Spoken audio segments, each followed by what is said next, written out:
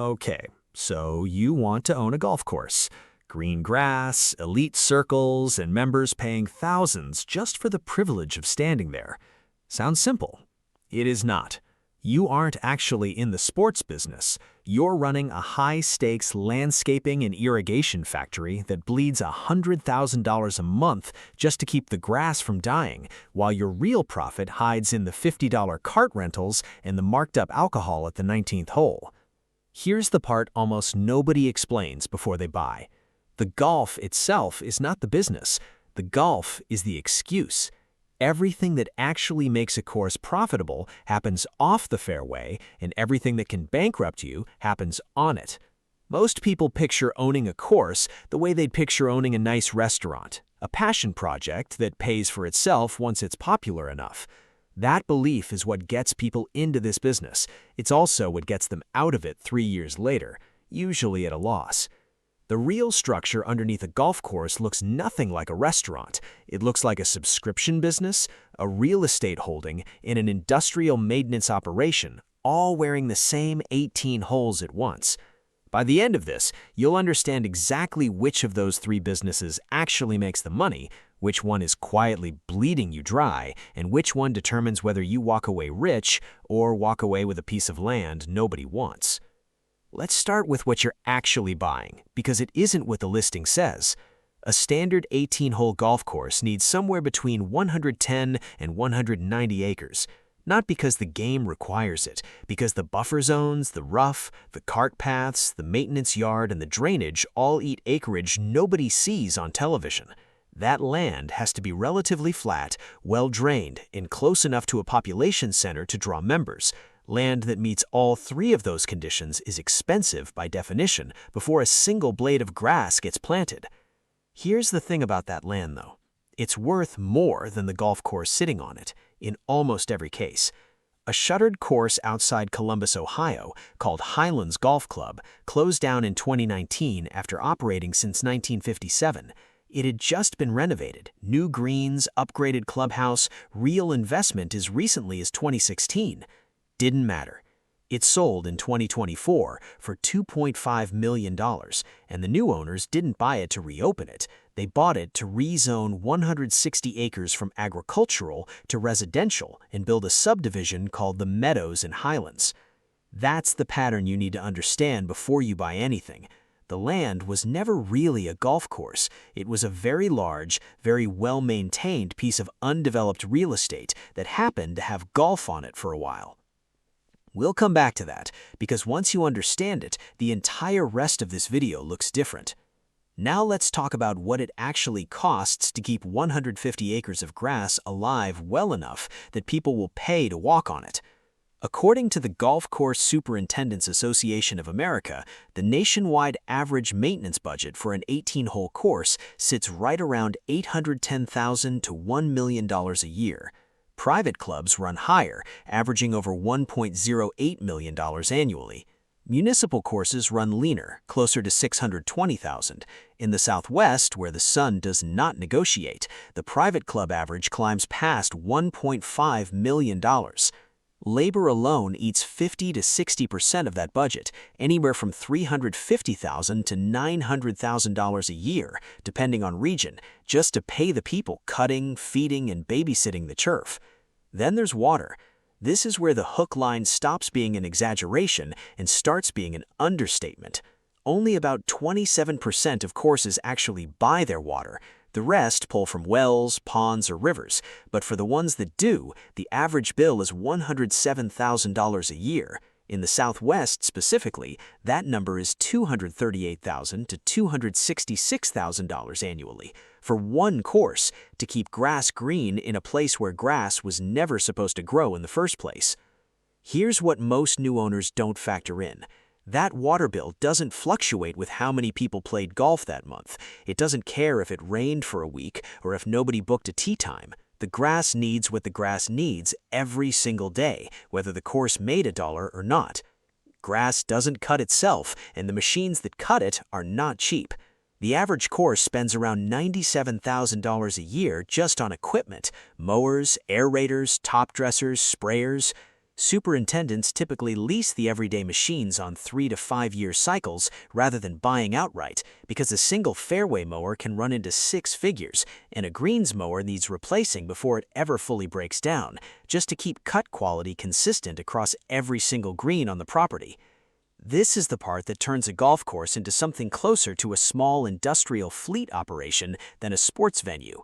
You are not managing a game, you are managing a rotating inventory of heavy machinery that exists purely to keep 150 acres looking like it wasn't touched by machinery at all, and every piece of it is running on a replacement clock that never stops ticking, whether the club is full or half empty that season.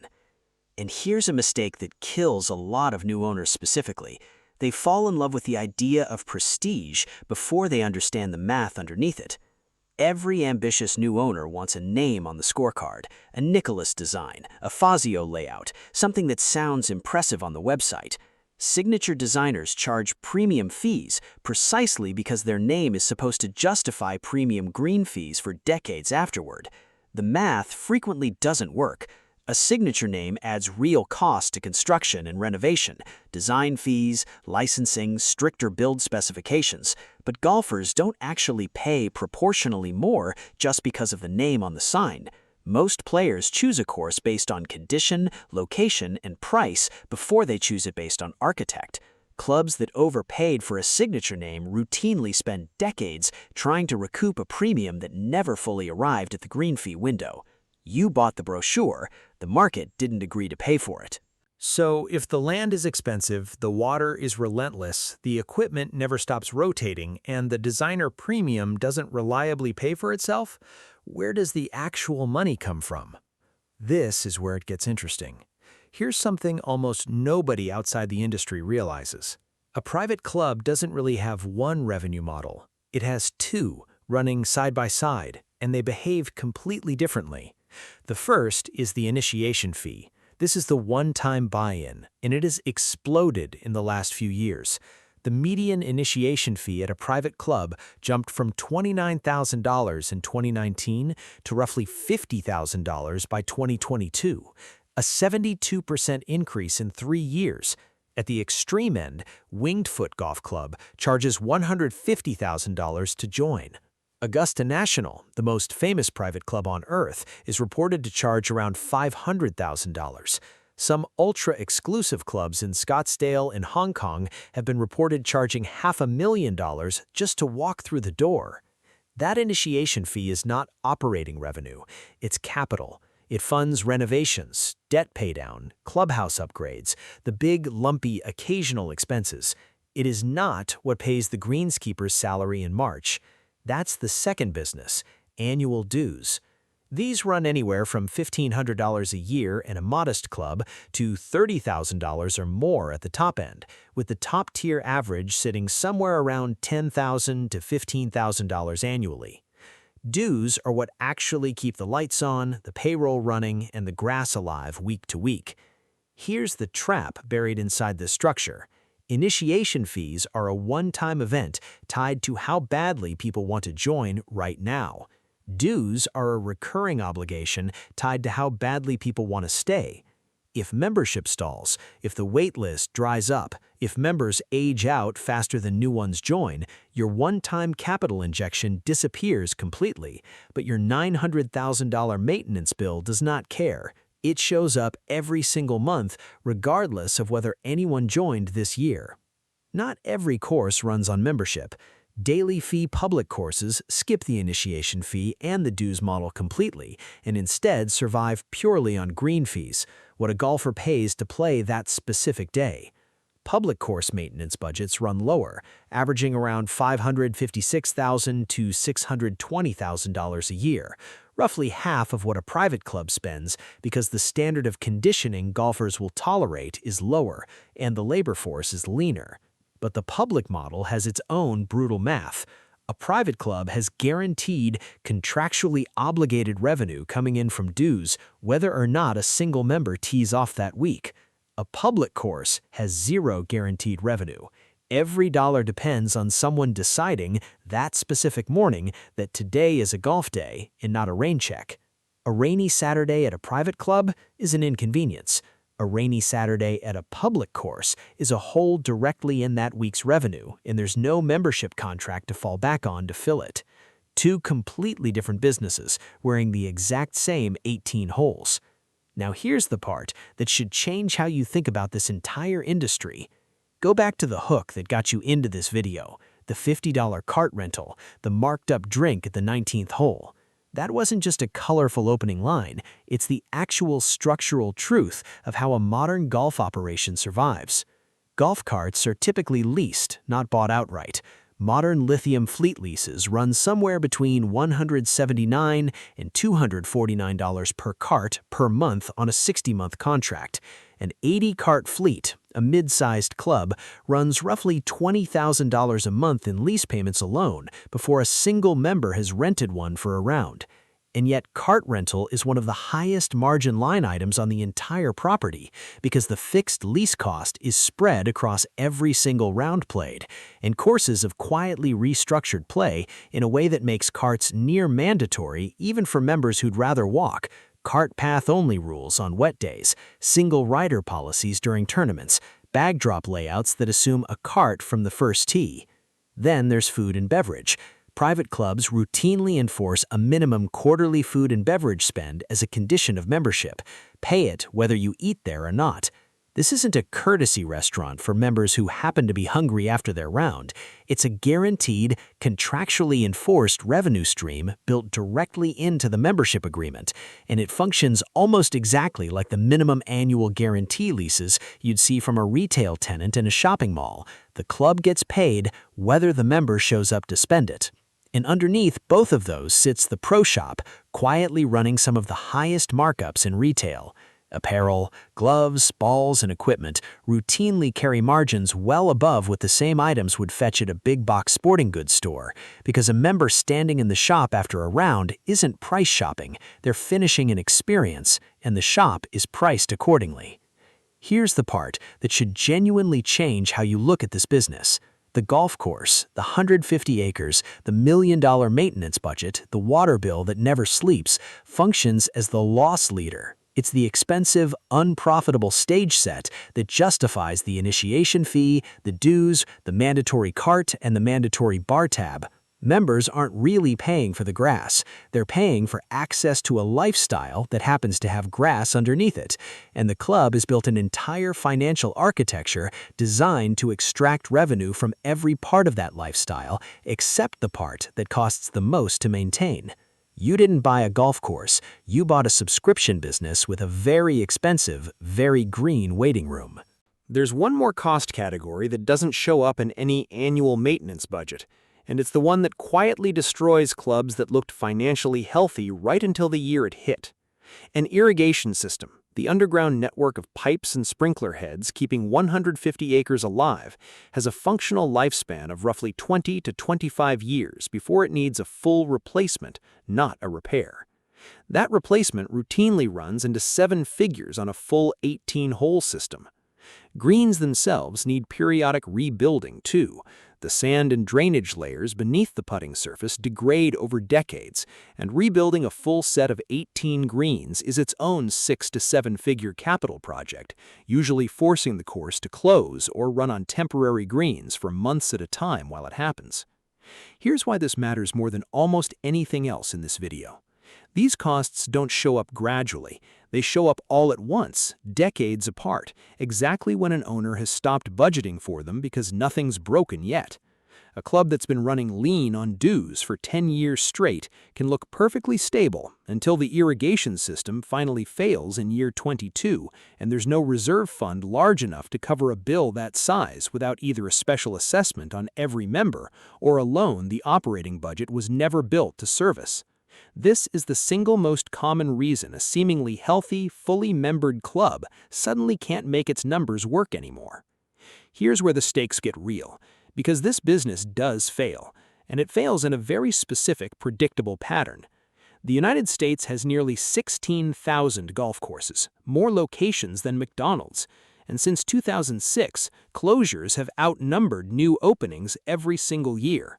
According to research firm IBISWorld, nearly 1,500 golf courses or country clubs have shut down since 2014 alone.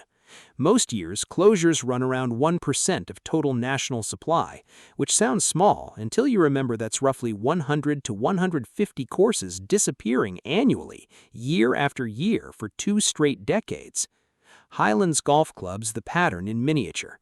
Opened in 1957, recently renovated, new greens, upgraded clubhouse, real capital invested as recently as 2014 through 2016, marketed as one of the most affordable, accessible clubs in the region, closed anyway in 2019, sat empty for 5 years, sold in 2024 for $2.5 million, and the buyer's very first move was to file paperwork rezoning the 160-acre site from agricultural to residential for a housing development.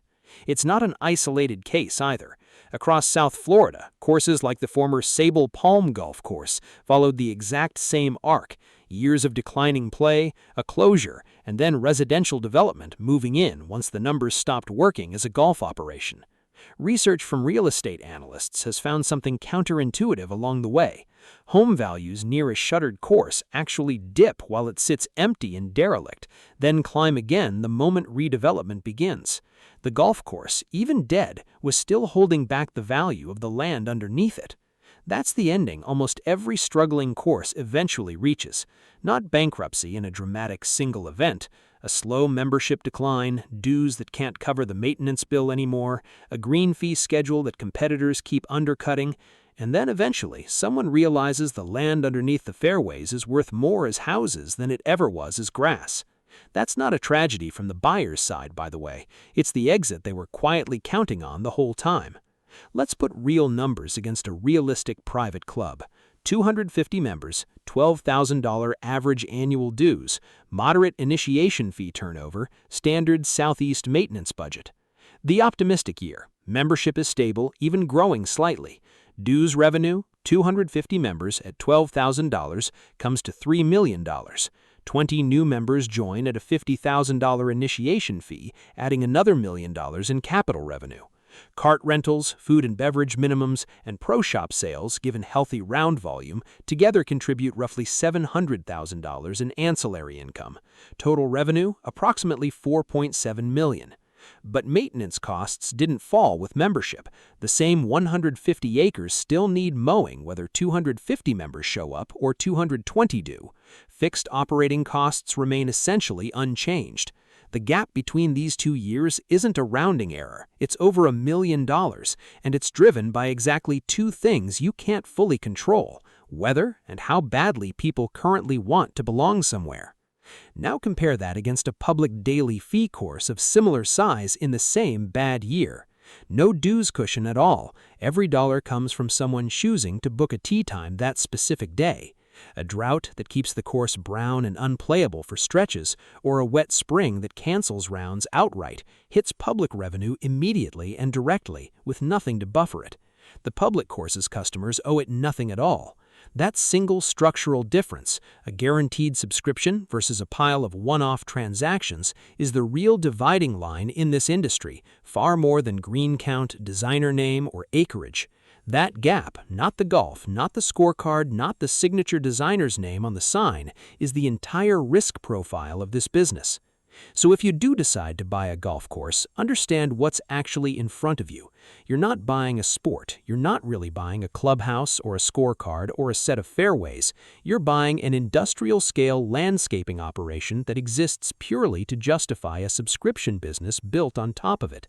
A business that makes its real money from carts, food minimums, and initiation fees, while quietly holding underneath all of it one of the largest and most valuable pieces of undeveloped real estate in the entire area. The grass is not the product. The grass is the cost of admission to sell you everything else. And on the day the membership finally stops paying for the privilege of standing on it, the land was worth more than the game ever was.